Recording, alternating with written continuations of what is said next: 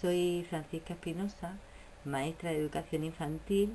y en estos momentos asesora de formación en el Centro del Profesorado de Almería. Voy a intentar dar respuesta a algunas de las cuestiones que Fernando me planteaba en torno a la organización del aula de infantil en Rincones. Bien, si entramos en el aula cuando ésta está vacía,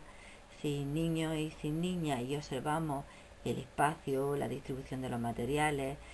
cómo están colocadas las mesas y las sillas, podremos de alguna manera aventurar qué tipo de metodología se trabaja en este aula.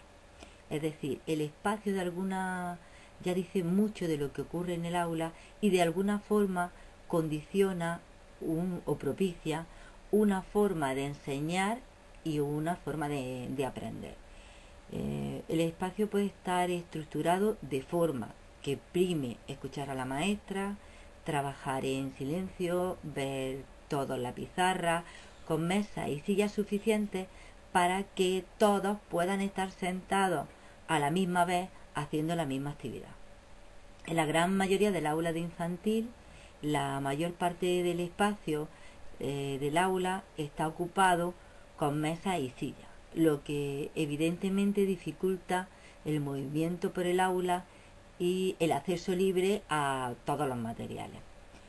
Si lo que perseguimos es que el aula se convierta en un espacio de vida en el que los niños y las niñas descubren el mundo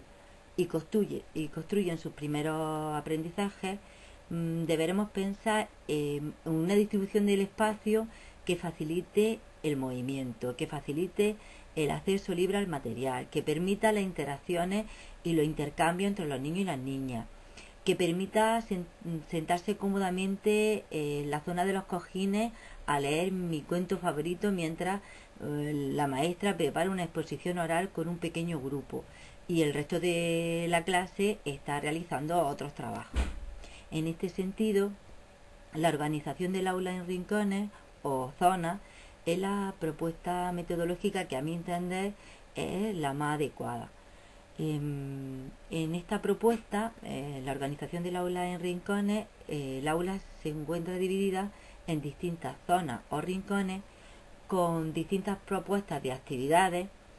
y en donde los niños y las niñas trabajan en pequeños grupos. En esta propuesta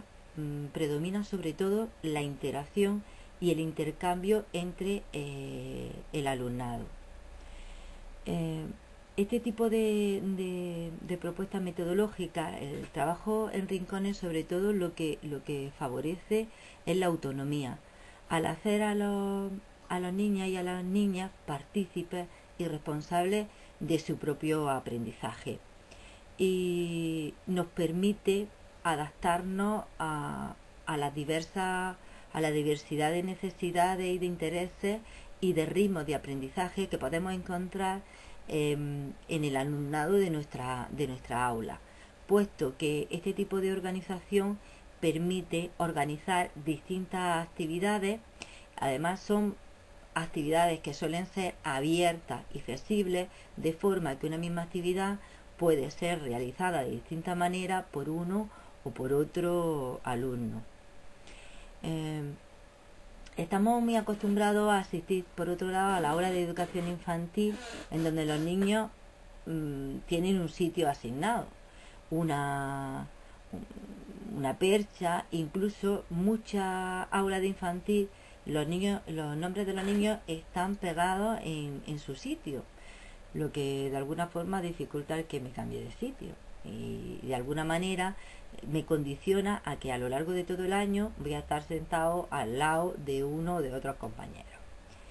Este tipo de agrupamiento es adecuado si pretendemos trabajar en el aula de manera individual, no hablar con los compañeros,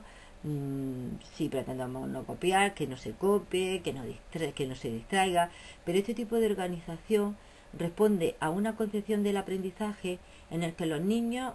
aprenden con ejercicios de repetición, en donde el saber nos viene dado o transmitido por el docente y en donde el aprendizaje se considera una actividad en solitario y en aislamiento. Sin embargo, todas sabemos que el aprendizaje implica relacionarse con el mundo, establecer múltiples relaciones, interaccionar con el maestro o la maestra, o con otros niños y niñas, interaccionar con los distintos elementos del aula. Entonces, yo entiendo que difícilmente podremos interaccionar con nadie si no me puedo levantar de mi sitio. Las maestras sabemos muy bien escribir en nuestras planificaciones palabras como investigar, aprender por descubrimiento, crear conflictos, pero para ello los niños y las niñas necesitan levantarse de su sitio y explorar el mundo que les rodea, empezando por el mundo del aula. La organización del espacio dividida en rincones permite organizar diferentes situaciones o distintas situaciones de aprendizaje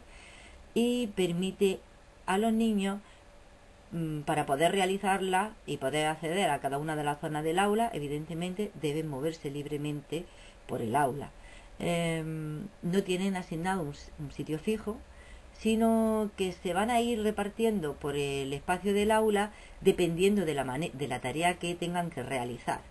y acudirán a uno o a otro rincón. En cuanto a los agrupamientos, pasará igual. En unas ocasiones estaremos agrupados de una manera, en pequeños grupos,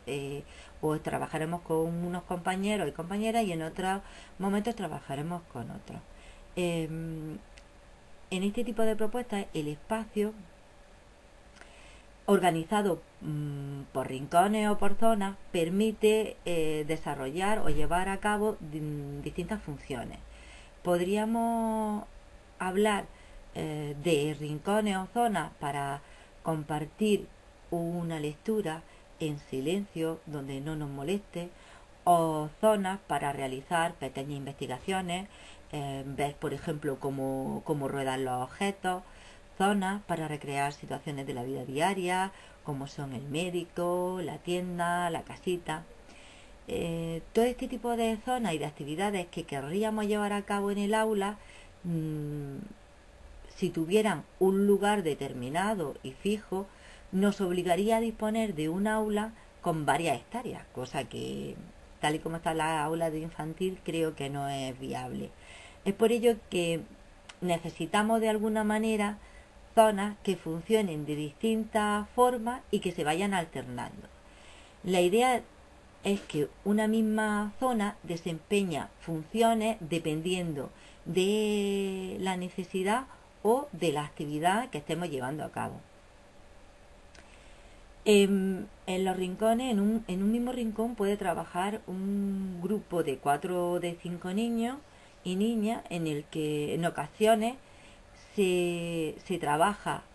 y el hecho de que estén todos agrupados en pequeños grupos no quiere decir que se trabaje en grupos. Hay veces que en el rincón se puede trabajar,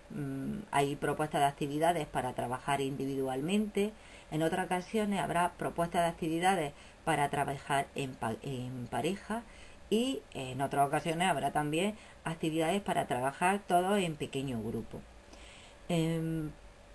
Trabajar en grupo no